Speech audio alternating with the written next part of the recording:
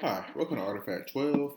It's your standard 7.2 Criterion 24. Use assessment data to inform and guide instruction based on individual student needs.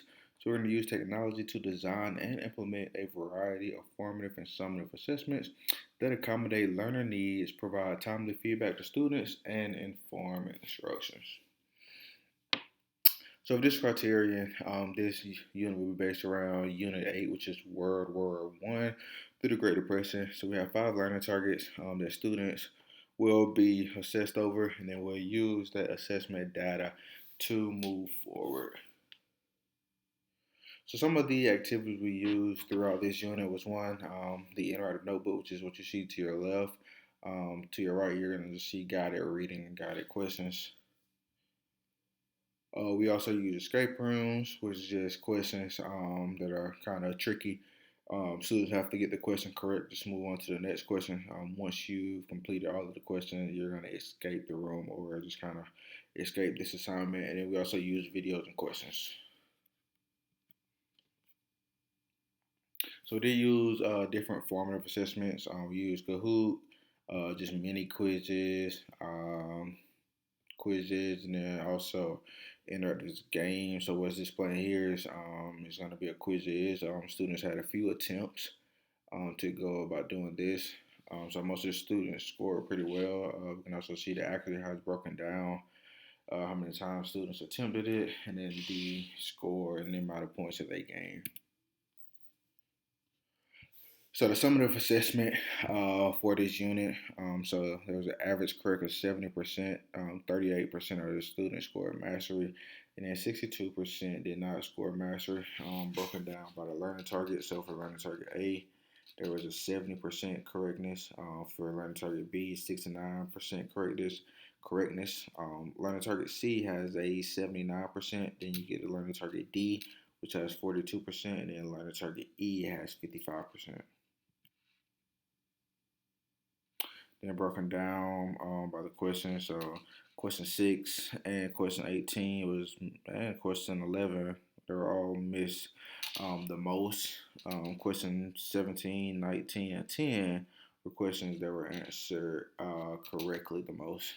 Then over to the right, it just goes so which option choice students chose the most. So for learner target question 6, D was that still chosen the most. And it was actually the correct answer. And then so changes to improve my instruction. So the first change I will make is to create assignments and formative assessments similar to learner target D and E. And it's clear that students had a better understanding of their portion of the unit. So the goal here is to replicate the success for an entire unit. Success will be measured by similar percentages for each learner target. And then the second change that I will make will be more towards accommodating my Hispanic, Asian, special education, and ELL students. So to increase differentiation. So it is clear that these students are a little behind African Americans and Caucasian students. So in order to close that gap, future lessons and assignments will be geared towards better suiting their abilities and learning styles. So differentiation will first be done in groups. Different groups will have different tasks, but all will have the same learning outcome. So how I change my trust since I will use more visuals and audios to help students that learning style, and also focus more on cultural relevance. So try to be more relevant and have things that students can relate to when we're talking about different things within units. So Artifact 12, Standard 7.3, Criterion 25, we're going to provide opportunities for students to reflect on their own learning data. So use assessment data to guide progress and communicate with students, parents, education stakeholders to build students' self-direction.